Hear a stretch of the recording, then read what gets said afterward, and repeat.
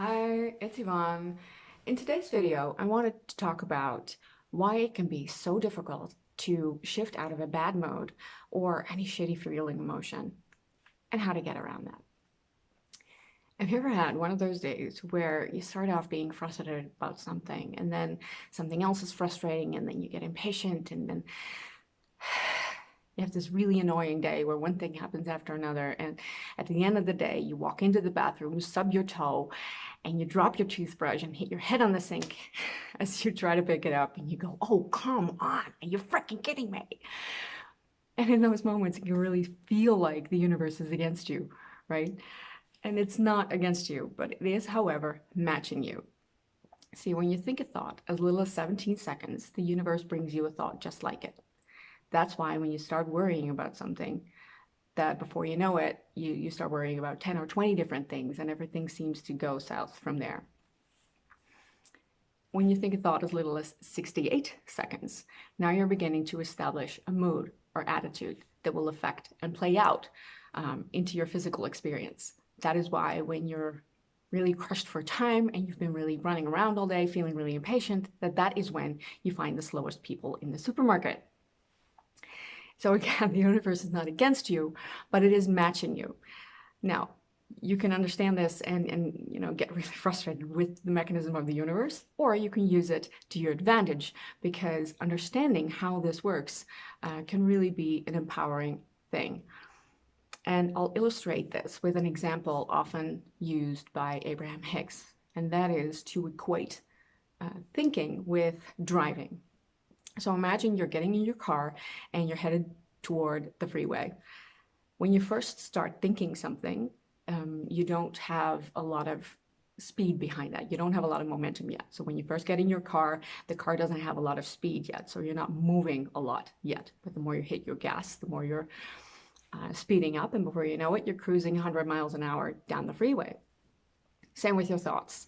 So the first thoughts you're thinking about a subject are not going to move you physically or emotionally. And it often happens that things just start building throughout the day.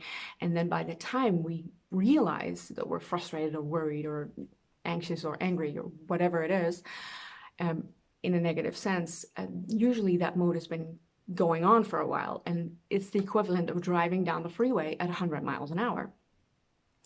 Now, our tendency is to notice that we have this shitty mood or the bad feeling, and we want to get away from the bad feeling, right? So you want to get back to the happy place. You realize, okay, I'm heading this way, and I really want to be heading that way.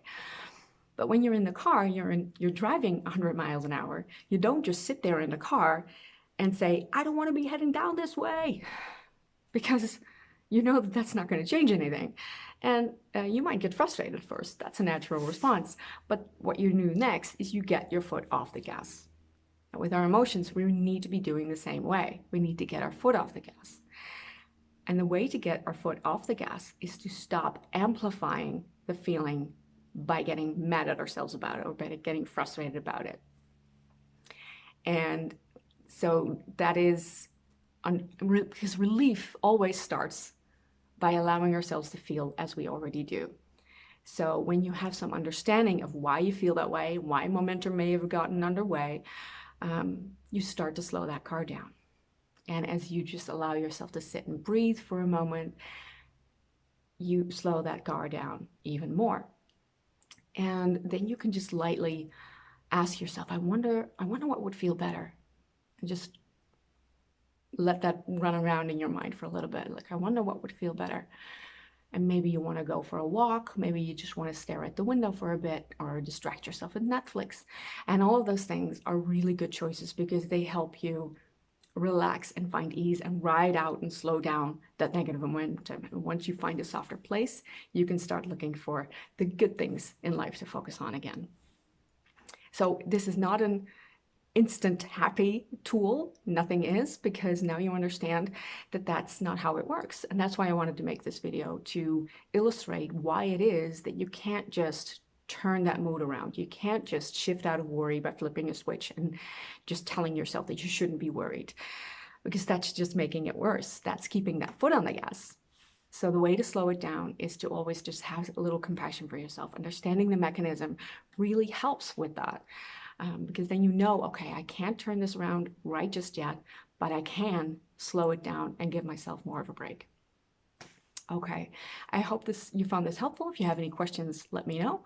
And either way, I'll see you in the next video. Have a beautiful day. Bye.